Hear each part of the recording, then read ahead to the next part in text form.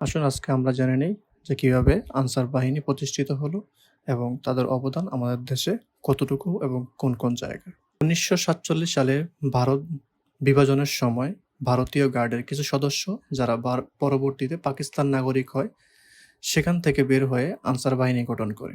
১৯৪৮ সালের পূর্ব পাকিস্তান আনসার আইন দ্বারা আনসার বাহিনী পূর্ব পাকিস্তান আনসার হিসেবে গঠিত হয় এবং ১৯৪৮ সালের ১২ই ফেব্রুয়ারি আনুষ্ঠানিকভাবে এই বাহিনীর আত্মপ্রকাশ ঘটে। ১৯৪৮ সালের প্রতিষ্ঠার পর থেকে এই ইতিহাসের প্রতিটি গুরুত্বপূর্ণ মুহূর্তে আনসার বাহিনীর উল্লেখযোগ্য অবদান রেখেছে।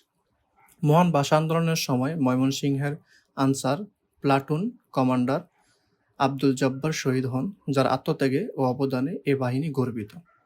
পার্বত্য চট্টগ্রাম এলাকায় শান্তি শৃঙ্খলা রক্ষা ও সন্ত্রাস দমনে বাংলাদেশ সেনাবাহিনী এবং বর্ডার গার্ড বাংলাদেশের সাথে ১৯৭৬ সাল হতে বাহিনীর আনসার ব্যাটালিয়ন দায়িত্ব পালন করতেছে।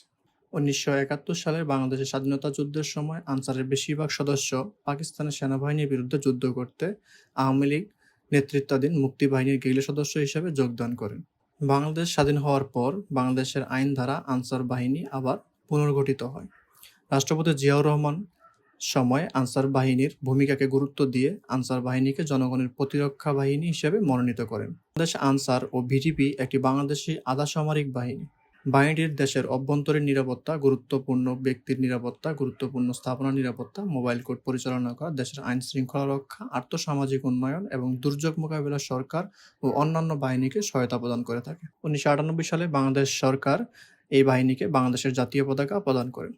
ইতিপূর্বে আনসার গার্ড ব্যাটালিয়ন অর্থাৎ এজিবি নামে আনসার বাহিনীর নতুন একটি ইউনিট গঠন করা হয়েছে, যারা গুরুত্বপূর্ণ ব্যক্তিদের নিরাপত্তা এবং সরকারের বিশেষ বিশেষ কাজে নিয়োজিত থাকেন। এছাড়াও অনেক ক্ষেত্রে তাদের অনেক ভূমিকা রয়েছে, কিন্তু আজ তারা তাদের দাবি নিয়ে ছাত্রদের সাথে বাড়াবাড়ি করার ফলে তাদের ইমেজ নষ্ট করে ফেলে, যা তাদের জন্য খুবই দুঃখজনক। যেখানে তাদের উচিত ছিল বর্ণাঢ্যদের পাশে দাঁড়ানো, সেখানে না গিয়ে তারা তাদের দাবি নিয়ে পড়ে আছে।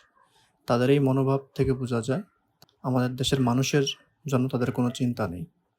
তাই আশা করি তাদের ভালো মনোভাব নিয়ে তারা তাদের কাজে ফিরে যাবে এবং দেশের মানুষের জন্য কাজ করবে।